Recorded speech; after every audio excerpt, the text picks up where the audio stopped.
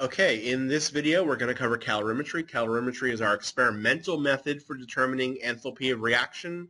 And the way we determine the enthalpy of reaction in calorimetry is basically we're measuring the heat change of a reaction by measuring the heat change of a known substance that's in contact with it. You are going to need your notebook. You are going to need a writing implement. You're going to need a calculator. You will not need a thermodynamics table for this, so once you have all of those ready, let's go. Now, basic assumption that we're going to make is we're going to assume that in calorimetry our system is going to be isolated. So what this means is that the heat of the system is equal to the negative heat of the surroundings. So since water has a very defined specific heat, what we can do is we can measure the temperature change of water. And if we know how much solution we have, and we know the initial temperature, and we know the final temperature, and we know the specific heat, we can just plug it into our specific heat equation, figure out how much heat the water absorbed or how much heat the water gave off, and that, by our definition up here, has to be equal to the negative heat of the reaction. And the other thing to keep in mind is that if we're working at constant pressure, delta H of reaction is equal to heat of the system. Now, there are going to be a couple of types of calorimetry we're going to work with. Most of our work was going to be with something called constant pressure, although I will show you guys a little bit of constant volume calorimetry, although we don't have the device to actually do that. Right, so constant pressure calorimetry, this you'll also see referred to as coffee cup. You have a reaction mixture that's taking place inside the inner cup. You measure the temperature before, you dump in your stuff, you let the reaction happen, the temperature changes, you stir it constantly, and you measure the final temperature of the system, and from there you can actually figure out heat of reaction. So the enthalpy of reaction is equal to, remember, so Q of system is negative Q of surroundings. Here the water is going to be our surroundings. So heat of the water and Q cal. Q cal is actually the heat of the calorimeter.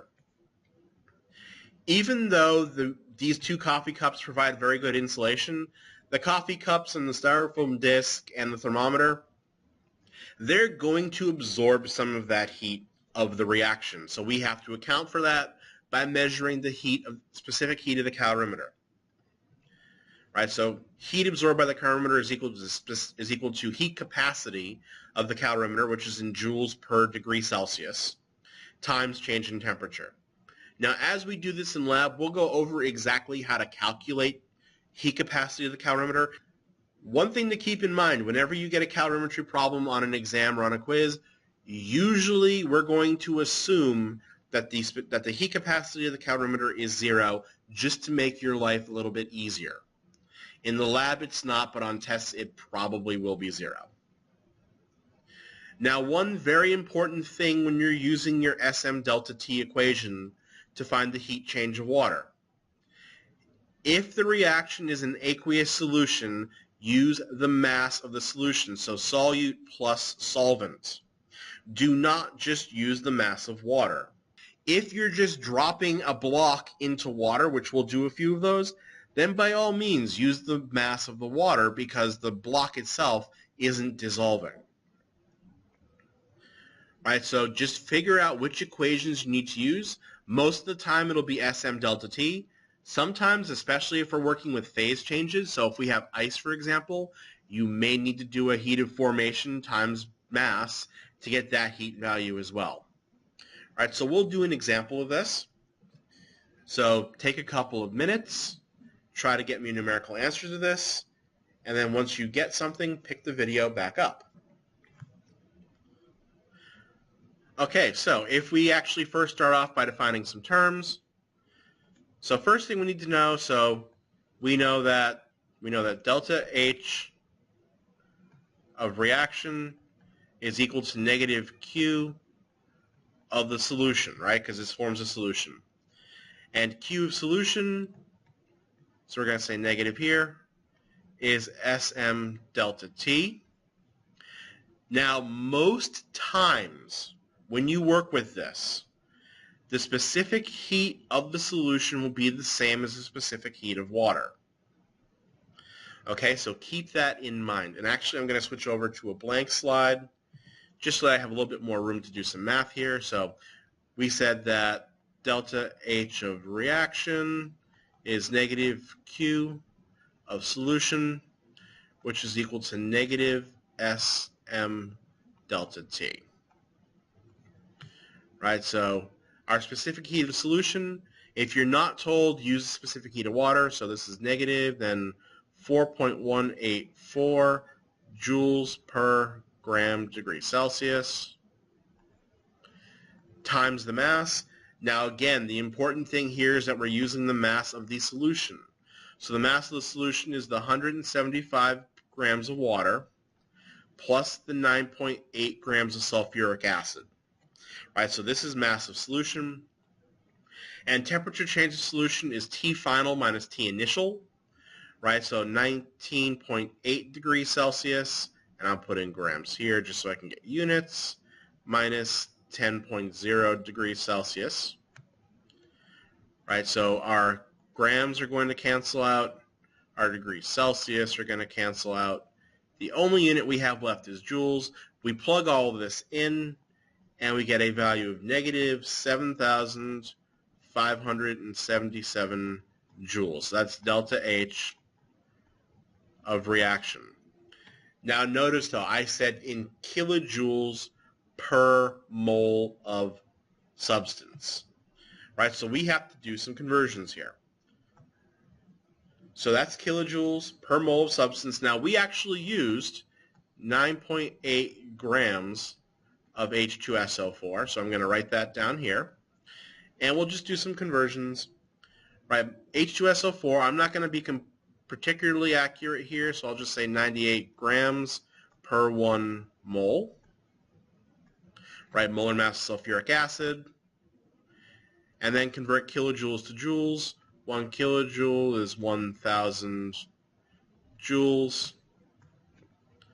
We plug this in, and we get a value of negative 75.8 kilojoules per mole of H2SO4. Now, the other type of calorimetry we're going to work with is constant volume. We're not going to do as much as this. This right here is also, by the way, called bomb calorimetry. Right? The reason why is because you have this little sealed chamber in here, and this sealed chamber, you have your reactant in here, and it's pressurized with O2 gas. So what you're doing is you're basically going to ignite this sample inside of a sealed container of oxygen. And when you do that, you form an explosion. That explosion will generate a lot of heat. That heat will be absorbed by the water surrounding it. And again, you measure the temperature change. Right, so again, our heat of system is equal to the heat change of the water, because again, the water right here is just a substance, plus the heat capacity of the bomb itself. Heat capacity of the bomb, again, same equation that we use for the coffee cup. To figure this one out, it's actually a little bit more difficult than it is to do for a coffee cup, but it's still very doable, and I'll go over how to do this in class. The one thing we have here, the one problem, is that the heat of the system is approximately equal to the enthalpy of reaction. Why doesn't Q equal delta H in this case? Right, so for coffee cup, it equals delta H. Why doesn't it here? Well, think about this for a second. What's actually happening here? This reaction isn't taking place at constant pressure. Right? This is a solid sample that we have here. So let's say that we were making, I don't know, let's say that we were burning sugar. All right, so I'll just say glucose. C6H12O6 plus O2 yields CO2 plus H2O. All of reactants are gaseous. Sorry, all the products are gaseous. That's a gas. This is a solid. And we'll just balance the equation. I'll put a 6 here, a 6 here. That's 12, 18, so this gets a 6 here. Right, so one thing to notice is that we have 6 moles of gas as reactant and we're forming 12 moles of gas as product, right? So what we have is we have a change in the number of moles. This means that the system is doing work on the surroundings, right? We have a change in moles, so we're going to have a change in the amount of work being done. We can't have enthalpy if work is being done. That's the reason why it's close, because there's a little bit of work, but not much, but it's not exactly equal to. Okay, so if you have any questions on what we went over, be sure to bring them into class. We'll go over plenty of calculation problems with this, and I will see you guys later.